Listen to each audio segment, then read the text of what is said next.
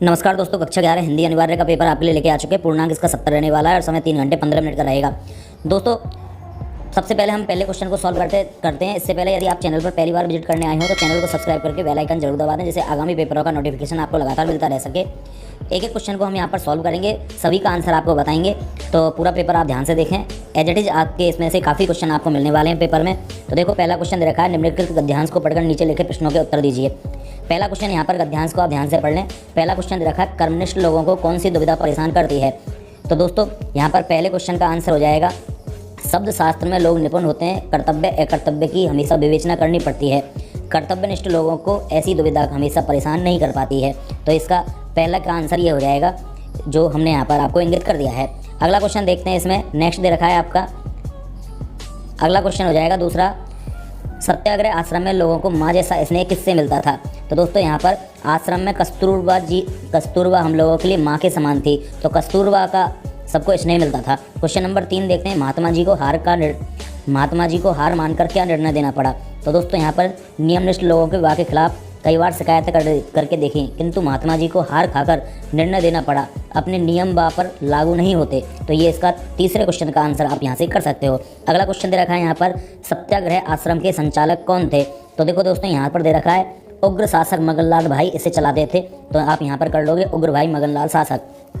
अगला क्वेश्चन दे रखा है यहाँ पर, पांचवा, कर्तव्य अकर्तव्य की चिंता किसे होती है।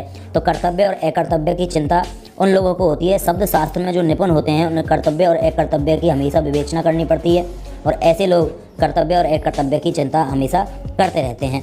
तो ये इनका सही आंसर ये हो जाएगा, आप यहाँ से देख लें। अगला क्वेश्चन देखते हैं यहाँ पर, उपर्युक्त गद्यांश का शीर्षक क्या होगा। तो उपर्युक्त गद्यांश का शीर्षक आपका कर्तव्य ही हो जाएगा।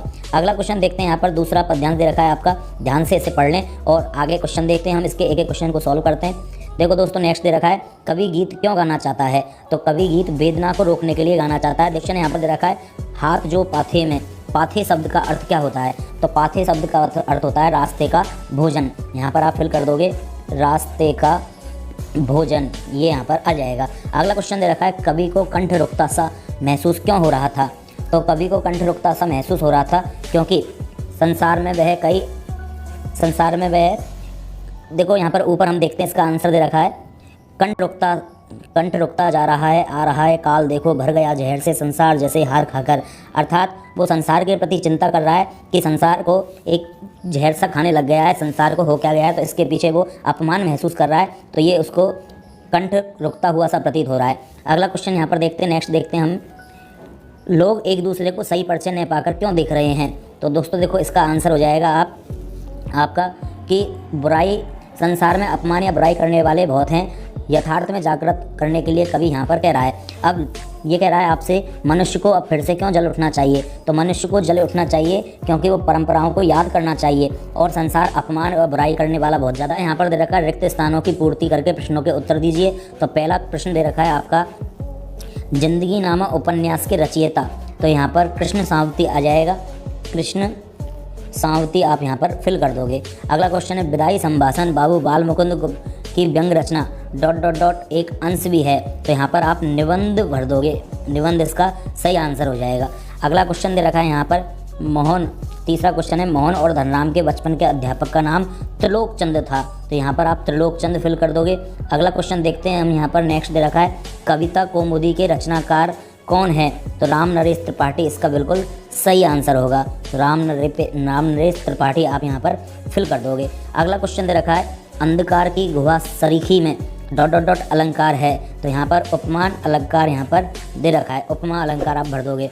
हाय रे परिताप के घर पंक्तियों में ... घर में परिताप का घर कहाँ है। तो यहाँ पर परिताप का घर दूसरे के घर को कहा है, यहाँ पर आप दूसरे फिल कर दोगे। अगला क्वेश्चन देखते हैं हम, यहाँ पर क्वेश्चन नंबर 4 दे रखा है, चंपा ने लेखक की गांधी बाबा वाली बात पर क्या प्रतिक्रिया दी। तो उन्होंने कहा था दोस्तों, गांधी बाबा कभी पढ़ने के लिए नहीं कहेंगे, वो तो बहुत अच्छे होते हैं, ये इसका सही आंसर हो जाएगा। अगला क्वेश्चन है, पथेर पांचाली में अपू की भूमिका निभाने के लिए चुनाव किया गया था। तो यहाँ पर चुनाव किया गया था 2.5 वर्ष के एक लड़के का। तो 2.5 वर्ष का एक लड़का यहाँ पर इसके लिए चुना गया था। अगला क्वेश्चन है, नानवाई किसे कहा जाता है। तो खाना बनाने वाले को, जो खाना बनाने वाला होता है उसे नानवाई के नाम से जाना जाता है।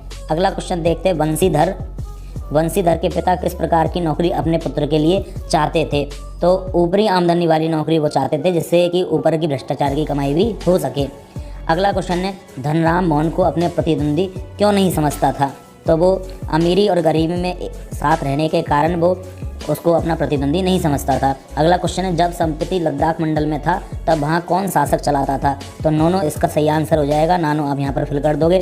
अगला क्वेश्चन है, रजनी के चरित्र की 2 प्रमुख विशेषताएं क्या थी? तो रजनी के चरित्र की प्रमुख विशेषताएं थी, वो व्यवहार कुशल थी, स्पष्टवादी थी, कर्मनिष्ठ थी। इनको आप यहाँ भर दोगे। पथिक मन का कहाँ विचरता चाहता है? तो पथिक दोस्तों बादलों में, आकाश में, तारों में। तो आप यहाँ पर लिख दोगे संपूर्ण ब्रह्मांड में वो विचरण करना चाहता है। चेजा व चेजारो, चेज वाली से आप क्या समझते हैं?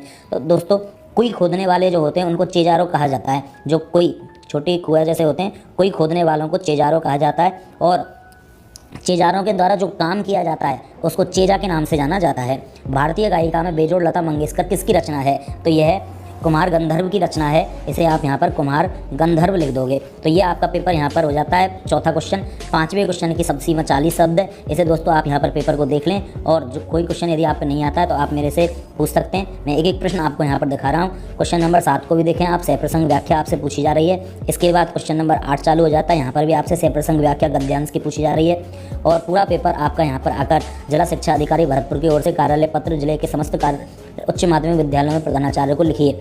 यहाँ से आपको अंग्रेजी विज्ञान विषयों में अध्यापन के लिए अतिरिक्त कक्षाओं के लिए पूछा गया है। कोरोना काल हिंदी के अध्यापक मेरे प्रिय शिक्षक, और इन पर आपसे निबंध पूछा जा रहा है। और इस तरह से आपका पेपर कंप्लीट हो जाता है।